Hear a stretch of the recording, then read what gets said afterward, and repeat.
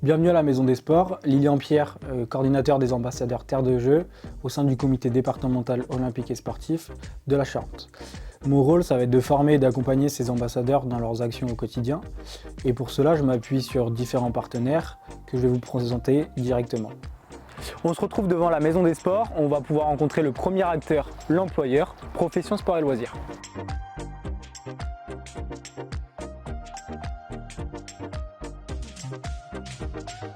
Bonjour Quentin, est-ce que tu peux nous expliquer le rôle de l'employeur dans le projet ambassadeur ?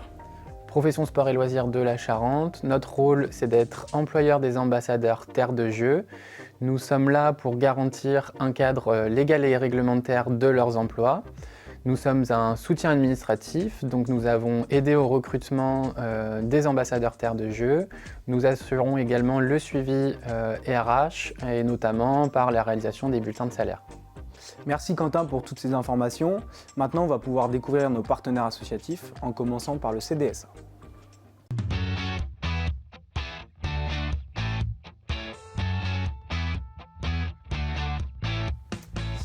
Bonjour Antonin, est-ce que tu peux nous expliquer un peu plus en détail le rôle du CDSA ?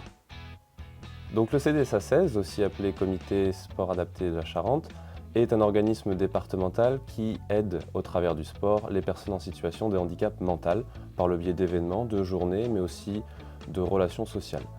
Nous avons nous aussi accueilli une ambassadrice Terre de Jeux qui s'appelle Caroline et que vous découvrirez très prochainement dans une prochaine vidéo. Merci Antonin pour toutes ces informations. On va pouvoir maintenant découvrir Dylan de Guidasso, le réseau d'accompagnement à la vie associative.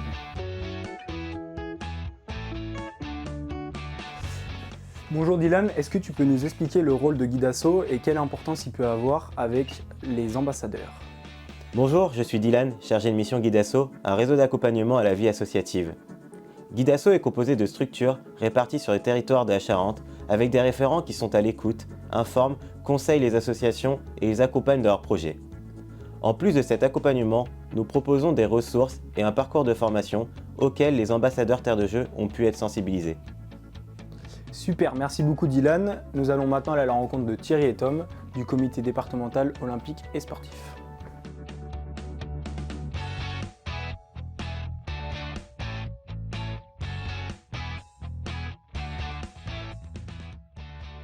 Bonjour Thierry, est-ce que tu peux nous expliquer quel rôle joue le CDOS dans le projet ambassadeur ?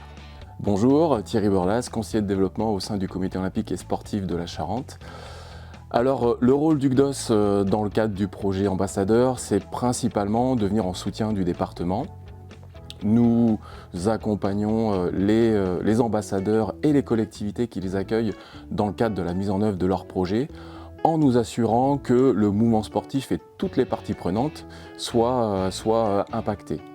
Nous proposons également des outils et des ressources, mais pour ça, je vais vous laisser avec Tom qui va vous expliquer ce qu'il propose. Très bien, merci Thierry. Donc bonjour à tous, moi je me présente, je suis Tom Crossland, chargé de mission Terre de Jeux. Parmi mes missions, j'ai une partie gestion du matériel. Donc parmi le matériel que nous avons à notre disposition, nous avons une partie exposition, comme par exemple ce kakémono Terre de Jeux, qui nous avons aussi au format Oriflamme. Nous avons ce kakémono jeux antiques et jeux modernes, disponible en 3 versions. Et après nous avons d'autres types d'expositions, comme par exemple des drapeaux olympiques, ou bien des affiches au format A2. En plus de la partie exposition, nous avons une partie animation avec un jeu de loi grandeur nature, ou bien des jeux de société, comme par exemple un Cluedo, ou bien un jeu de cette famille, qui seront bientôt disponibles au sein d'une boîte de jeux à l'effigie du CDOS. En plus de ces animations, nous avons aussi un escape game, qui sera disponible grandeur nature. Tous ces outils sont à disposition des ambassadeurs qui ont déjà été formés. Merci Thierry, merci Tom pour ces explications. Nous allons pouvoir découvrir la maison des ambassadeurs.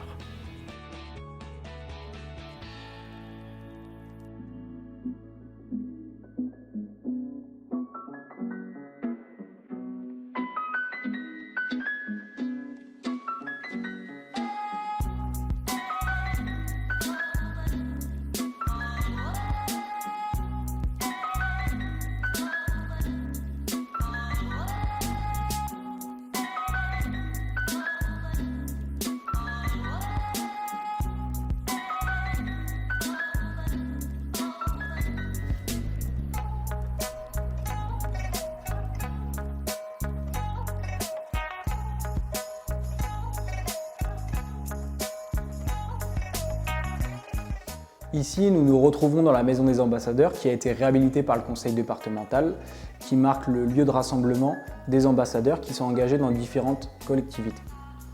Nous pouvons proposer ici des formations sur différentes thématiques, que ce soit de la sensibilisation à l'environnement, à la santé ou encore aux différentes formes de violence, mais ça peut être aussi des formations sur des compétences techniques qui vont leur servir dans leur mission de tous les jours. Cette maison a été aussi créée pour avoir un point de rassemblement pour échanger sur différentes problématiques qu'ils peuvent avoir dans leur collectivité. Merci d'avoir regardé cet épisode jusqu'au bout. On se retrouve très prochainement pour un nouvel épisode.